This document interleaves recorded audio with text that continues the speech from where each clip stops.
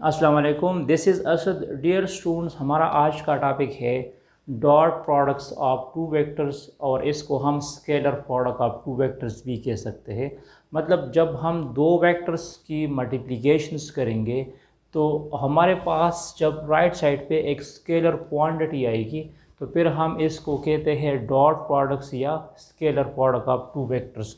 और ये dot dot product हम इसको इसलिए कहते हैं क्योंकि इनके दरमियान मैंने क्या लगा दिया है, डॉट लगा दिया है। तो जब भी दो वेक्टर्स के दरमियान आप लोग डॉट का साइन देखोगे तो समझ लेना कि ये हमारे पास क्या है, डॉट प्रोडक्ट है।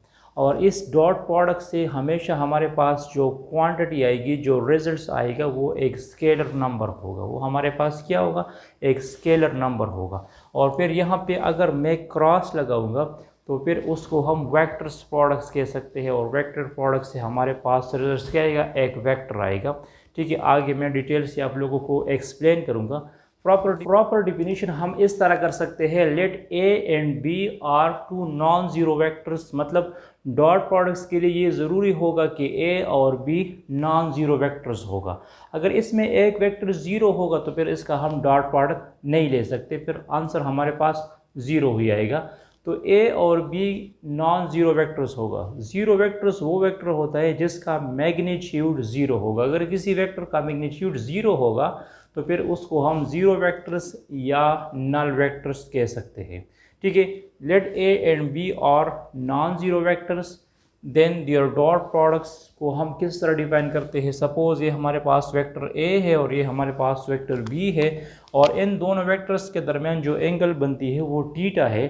तो मैथमेटिकली हम डॉट प्रोडक्ट को किस तरह लिख देंगे, मैथमेटिकली मैं डॉट प्रोडक्ट को इस तरह लिख सकता हूँ, A vector dot B vector, या मैं लिख सकता हूँ A vector B vector is equal to A magnitude B magnitude cos theta.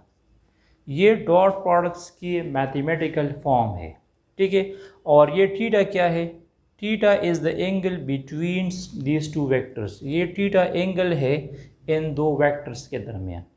अब यहाँ पे क्वेश्चन ये है कि यहाँ पे मैंने कॉस थीटा लिख दिया है, इस कॉस थीटा की जगह मैंने टेंजेंट थीटा क्यों नहीं लिखा, साइन थीटा क्यों नहीं लिखा। और ये dot product A B cos theta के क्यों इक्वल है, यहाँ पे ए बी साइन थीटा हम क्यों नहीं लिखते हैं, ए बी टेंजेंट थीटा हम क्यों नहीं लिखते। तो इसको हम ग्राफिकल इंटरप्रिटेशन से प्रूव करेंगे कि अब ये जो मैथमेटिकल फॉर्म आ चुका है, A dot B is equal to A B cos theta, इसको ग्राफिकल इंटरप्रिटेशन किस तरह करेंगे, मतलब ग्राफ में हम इसको किस तरह प्रूव करेंगे कि ये हमारे पास ए बी कॉस थीटा आ चुका है। तो यहाँ पे देखो, जहाँ मैंने दो वेक्टर्स बनाए हैं, ठीक है, मतलब यहाँ पे मैंने वेक्टर ए का लेंथ कम रख दिया है। आप बहुत केसेस यूज़ कर सकते हैं, ये वाला केस भी यूज़ कर सकते हैं और ये वाला केस भी यूज़ कर सकते हैं। इसी केस में मैंने वेक्टर ए का लेंथ कम रखा है, और इसी केस में मैंने वेक्टर बी का मैग्नीट्यूड कम रखा है। ठीक है, तो ग्राफिकली मैं इसको किस तरह प्रूव करूँगा कि ए डॉट बी हमारे पास आएगा ए कॉस थीटा। तो इस वेक्टर ए बी का हम प्रोजेक्शन ड्रा करेंगे। तो वेक्टर ए बी का प्रोजेक्शंस का मतलब क्या है कि इसी वेक्टर का जितना साया इसी वेक्टर ए पे पड़ेगा तो उसको इसका प्रोजेक्शन कहा जाएगा।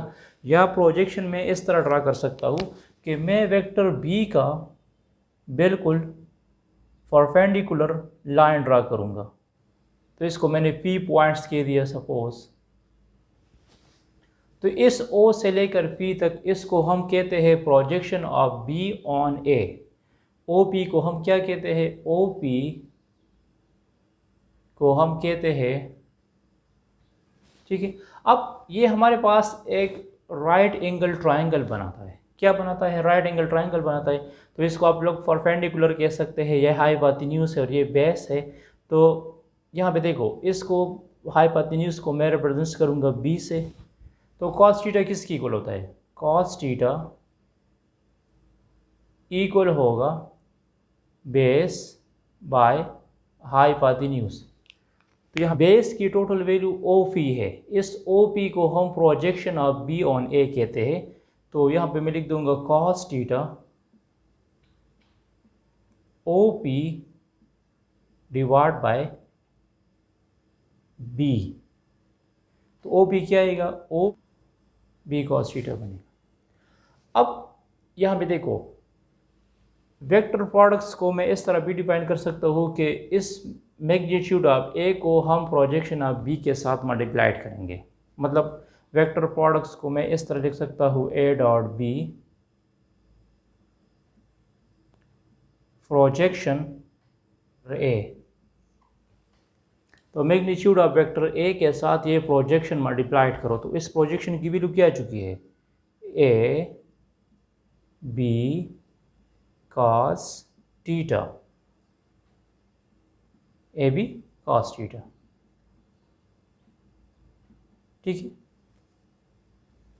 अब इस सेकंड वेक्टर्स का प्रोजेक्शन हम किस तरह डिफाइन करेंगे, यहाँ पे देखो, इस वेक्टर बी के ऊपर बिल्कुल परपेंडिकुलर लाइन ड्रा करो, तो इसको मैंने पी कह दिया।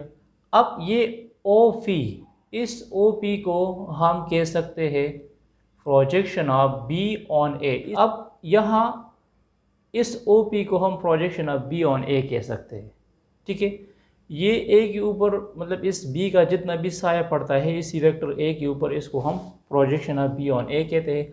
अब यहाँ पे देखो, इसकी B स्केलर प्रोडक्ट हम इस तरह कर सकते हैं कि ये जो प्रोजेक्शन होगा, इसी प्रोजेक्शंस के साथ हम इस वेक्टर A मैग्नीट्यूड्स को मल्टीप्लाइड करेंगे। तो सेम प्रोसेस है, ये एक राइट एंगल ट्रायंगल बनाता है, ये बेस हुआ, ये परपेंडिकुलर हुआ, ये हाइपोटेन्यूज हुआ, परपेंडिकुलर इक्वल है B का। तो मैं लिख सकता हूँ cos theta is equal to B by H। तो उसी तरह मैं लिख सकता हूँ cos theta is equal to OP divide by B है। अब इस OP के साथ, इसी OP के साथ जब हम magnitude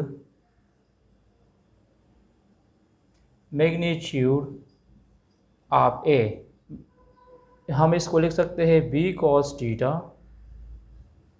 into magnitude of A। तो मैं लिख सकता हूँ AB cos थीटा। ठीक है। तो आप बहुत केसेस यूज़ कर सकते हैं, ये वाला केस भी ले सकते हैं और ये वाला केस भी ले सकते हैं। अगर A का लेंथ ज़्यादा होगा तो फिर प्रोजेक्शन किस तरह बनेगा, और जब A का लेंथ कम होगा तो फिर प्रोजेक्शन किस तरह बनेगा। अब मैं बात करूँगा कि ये जो थीटा आएगा, अगर ये 0 डिग्री होगा, 90 डिग्री होगा या 180 डिग्री होगा, तो फिर हमारे पास स्केलर प्रोडक्ट्स क्या आ सकता है। यहाँ पे मैं ये डिफाइन करूँगा कि जब हमारे पास थीटा 0 होगा, थीटा 90 डिग्री होगा या थीटा 180 डिग्री होगा, तो फिर इसका डॉट प्रोडक्ट्स क्या आएगा। जो डॉट प्रोडक्ट की डिफिनीशन है वो हमारे पास है A डॉट B। तो जब मैं थीटा को 0 पुट करूँगा, theta is equal to 0 degree, तो ये क्या बन जाएगा, A dot B is equal to AB cos 0। तो cos 0 किसकी इक्वल है, cos 0 इज इक्वल टू 1। तो ये क्या बन जाएगा, A डॉट B वेक्टर, फिर आ जाएगा A मैग्नीट्यूड B मैग्नीट्यूड। इसको आप लोग एक बात ये याद रख सकते हैं कि इसको मैक्सिमम रिजल्ट्स कह सकते हैं। ये डॉट प्रोडक्ट की मैक्सिमम रिजल्ट्स होगी। इसी केस में दोनों वेक्टर्स पैरेलल होंगे। क्या होंगे, पैरेलल होंगे। यहाँ पे देखो, ये वेक्टर A है और ये वेक्टर B है। ठीक है, ये दोनों वेक्टर्स A और B है। तो ये वेक्टर जब इसके ऊपर आएगा तो इसके दरमियान एंगल क्या होगा, 0 होगा। तो इसका मतलब ये है कि दोनों वेक्टर्स एक दूसरे को क्या है, पैरेलल है। ठीक है, इनके दरमियान एंगल 0 है और इसको हम maximum values of dot products कह सकते हैं। 90 डिग्री होगा तो यहाँ cos की जगह 90 पुट करो, A वेक्टर, तो cos 90 हमें देता है 0। तो A डॉट B बन जाएगा 0। इसी केस में हम ये कह सकते हैं कि दोनों वेक्टर्स एक दूसरे को क्या होंगे, परपेंडिकुलर होंगे। इसी केस में मैं इस तरह लिख सकता हूँ कि ये वेक्टर ए है, बिल्कुल इसके ऊपर वेक्टर बी आएगा, मतलब इनके दरमियान एंगल 0 होगा। इसी केस में दोनों वेक्टर का रिलेशनशिप क्या होगा, परपेंडिकुलर होगा, मतलब इनके दरमियान कितनी एंगल्स बनती है, 90 डिग्रीज। तो जब वेक्टर्स एक दूसरे को परपेंडिकुलर होंगे तो फिर उनके दरमियान डॉट प्रोडक्ट्स जो है ये 0 होगा। व्हेन वेक्टर्स आर परपेंडिकुलर तो उनका डॉट प्रोडक्ट्स क्या होगा, 0 होगा। इसको हम मतलब 0 या मिनिमम रिजल्ट्स कह सकते हैं। मतलब डॉट प्रोडक्ट हमें मिनिमम वैल्यूज़ जो है वो 0 डिग्री 90 डिग्री पे देगा, ठीक है। और जब थीटा जो है, अच्छा यहाँ भी ये भी याद रखना है कि 0 डिग्री से लेकर 5/2 तक ये हमें मैक्सिमम वैल्यूज़ देता है, ठीक है। 0 और 90 के दरमियान ये हमें मैक्सिमम रिजल्ट्स देता है, 90 डिग्री पर ये हमें मिनिमम रिजल्ट देता है। और जब थीटा 180 डिग्री आएगा, थीटा जब 180 डिग्री होगा, थीटा 180 डिग्री आएगा तो इसका मतलब ये है, इसको मैं लिख सकता हूँ इस तरह a डॉट बी। तो cos 180 डिग्री -1 की इक्वल है, cos 180 डिग्री किसकी इक्वल है, -1 का।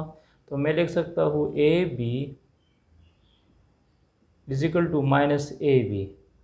इसको कहते हैं नेगेटिव रिजल्ट्स, इसको एक नेगेटिव रिजल्ट्स कह सकते हैं। आप लोग इसको एंटी पैरेलल भी कह सकते हैं, क्या, एंटी पैरेलल, इसको एंटी पैरेलल भी कहा जाएगा। और थर्ड बात कि मतलब ये वेक्टर ए है तो दूसरा वेक्टर बी इस डायरेक्शन में बनेगा, ये वेक्टर ए हुआ, ये वेक्टर बी हुआ, दोनों वेक्टर्स एक दूसरे का क्या होगा, एंटी पैरेलल होगा, ठीक है। अब मैं यूनिट्स वेक्टर्स की बात करूँगा कि I dot I, J dot J, के डॉट के क्यू 1 की इक्वल होता है, और I dot J, J dot के और के डॉट के क्यू 0 की इक्वल होता है। अब मैं यूनिट वेक्टर्स की बात करूँगा, इस आई जे के को कहते हैं यूनिट वेक्टर्स। मतलब जब हमारे पास वेक्टर 3 डायमेंशन में होता है तो इसको हम आई यूनिट वेक्टर कहते हैं, इसको हम जे यूनिट वेक्टर कहते हैं, और इसको हम के यूनिट वेक्टर कहते हैं। दिस आई जे के, तो ये तीनों वेक्टर्स हमेशा एक दूसरे को क्या होते हैं, परपेंडिकुलर होते हैं। तो आई डॉट आई क्यू 1 होगा, जे डॉट जे क्यू 1 होगा, और के डॉट के क्यू 1 होगा। तो by using definitions of dot products, तो यहाँ ए की जगह मैं आई यूनिट वेक्टर लगा दूंगा और बी की जगह भी मैं आई यूनिट वेक्टर लगा दूंगा, तो ये बन जाए। इसका मतलब क्या है, इसका मतलब ये हुआ कि this is I unit vector और ये भी आई यूनिट वेक्टर है, ये एक दूसरे को पैरेलल है। क्या है, पैरेलल है। तो इनके दरमियान एंगल कितना बनता है, इनके दरमियान एंगल जो है 0 डिग्री होता है ना। ये आई यूनिट वेक्टर है, तो इस तरह अगर मैं दूसरा वेक्टर भी ड्रा करूँगा बिल्कुल इसी तरह इसके ऊपर इसी डायरेक्शन में, तो उसको भी मैं आई यूनिट वेक्टर कह सकता हूँ, ठीक है, इसी डायरेक्शन में। तो इस आई मैग्नीट्यूड की वैल्यू क्या होगी, इसकी वैल्यू 1 होगी, क्योंकि यूनिट वेक्टर हमें वो वेक्टर होता है जिस वेक्टर का हम मैग्नीट्यूड लेंगे और उससे 1 आएगा तो उसको हम यूनिट वेक्टर कह सकते हैं। तो इससे आ जाएगा आई unit vector dot I unit vector, इससे 1 आएगा, इससे भी 1 आएगा, और का 0 भी 1 है, तो क्या बना, आई डॉट आई से 1 आ जाएगा। इस तरह जे डॉट जे से इससे भी 1 आ सकता है, और के डॉट के से भी 1 आएगा। लेकिन आई डॉट जे क्यू 0 होगा। यहाँ पे देखो, ये वेक्टर आई यूनिट वेक्टर है और ये जे यूनिट वेक्टर है, इनके दरमियान कितना एंगल बनता है, इनके दरमियान 90 डिग्री एंगल बनता है।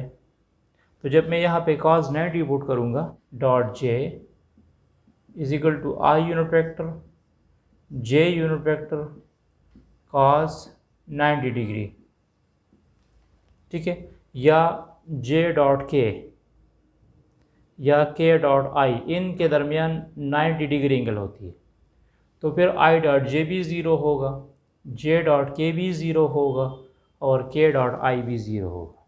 ठीक है, अब मैं बात करूँगा कंपोनेंट्स ऑफ वेक्टर्स। अच्छा, अब मैं बात करूँगा कंपोनेंट्स ऑफ वेक्टर्स की, कि सपोज़ हमारे पास वेक्टर ए है, उसके कंपोनेंट्स है ए x I plus A Y जे, और बी के कंपोनेंट है बी एक्स आई प्लस बी वाई जे। ये 2 डायमेंशन में है। ठीक है, इसके बाद मैं 3 डायमेंशन में भी लूँगा। तो यहाँ पे देखो, इसको डॉट प्रोडक्ट में किस तरह फाइंड करूँगा, ए डॉट बी थीटा। ठीक है, तो ए डॉट बी में किस तरह फाइंड करूँगा, ए डॉट बी में इस तरह फाइंड कर सकता हूँ कि मैं लिख दूँगा A dot B, what is A की वैल्यू क्या है, जे। तो यहाँ पे मैं इसको डायरेक्ट मल्टीप्लाइड करूँगा। क्यों? क्योंकि हमें पता है कि आई डॉट आई किसकी इक्वल है, आई डॉट आई 1 की इक्वल है, जे डॉट जे भी 1 की इक्वल है, आई डॉट जे 0 होगा और जे डॉट आई भी 0 होगा। तो मैं डायरेक्ट क्या करूँगा, मैं डायरेक्ट इस ए एक्स आई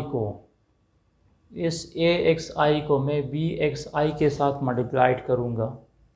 ठीक है, डॉट प्रोडक्ट लूँगा, और इस ए वाई जे को मैं बी वाई जे के साथ मल्टीप्लाइड करूँगा। तो ए डॉट बी वेक्टर आएगा हमारे पास ए x B x plus A Y B Y, और आई डॉट आई ऑलरेडी क्या हुआ, 1 हुआ, और जे डॉट जे भी 1 हुआ। तो इसका डॉट प्रोडक्ट में फिर इस तरह ले सकता हूँ। अगर ये 3 डायमेंशन में आ जाए, सपोज वेक्टर ए इस केस में आ जाए, डायमेंशन में है, तो इसका डॉट प्रोडक्ट फिर क्या आएगा, ए डॉट बी। यहाँ पे देखो, आई के साथ आई को मल्टीप्लाइड करो तो बन जाएगा ए एक्स बी एक्स, जे को जे के साथ मल्टीप्लाइड करो ए वाई डॉट बी वाई, और के को के के साथ ए जेड। तो जब 3 डायमेंशंस में आएगा तो उसका डॉट प्रोडक्ट फिर मैं इस तरह ले सकता हूँ। अच्छा, यहाँ पे देखो, डॉट प्रोडक्ट्स की मदद से हम 2 वेक्टर्स के दरमियान एंगल को भी फाइंड कर सकते हैं। मतलब कॉस थीटा, यहाँ पे जो एंगल है, इसको कॉस थीटा को मैं इस तरह फाइंड कर सकता हूँ। ये जो मैग्नीट्यूड है यहाँ पे डिवीजन पे आएगा A dot B divide by A magnitude B magnitude. ठीक है, तो यहाँ पे देखो, इसका ए मैग्नीट्यूड क्या होगा, इसका ए मैग्नीट्यूड आएगा under root A X square plus A Y square, और बी का मैग्नीट्यूड क्या होगा, बी का मैग्नीट्यूड होगा B X square plus B square Y. तो यहाँ पे आप लोग इसकी वैल्यूज पुट कर सकते हैं, और डॉट प्रोडक्ट की मदद से हम 2 वेक्टर्स के दरमियान एंगल भी फाइंड कर सकते हैं। Thanks for watching this video. ये वेरी इंपॉर्टेंट लेक्चर था। इसके बाद हम डिस्कस करेंगे क्रॉस प्रोडक्ट्स, कि क्रॉस प्रोडक्ट्स क्या होता है, उसके एप्लीकेशंस की हम बात करेंगे। Stay touch with.